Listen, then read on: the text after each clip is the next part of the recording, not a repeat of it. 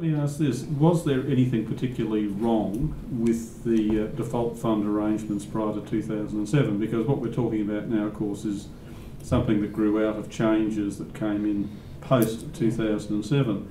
And I can't recall there being any great debate or any great momentum for change prior to that within the industry itself. So looking back at the situation which existed pre-2007, was it a problem? I think, Mike, we need some sort of default fund system and some sort of protection for members, because I've come across cases in the past where when we had commission, employers inadvertently or otherwise put members into high commission, high fee products with perhaps poor insurance. And so I think there needs to be some sort of protection to say, well, if we're going to have a default system, there has to be a minimum standard.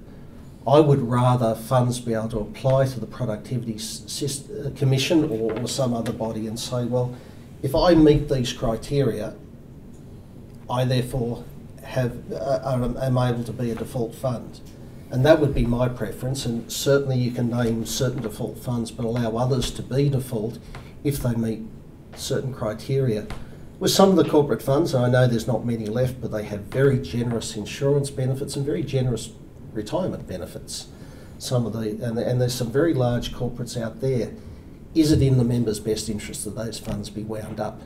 And I suspect the answer is no.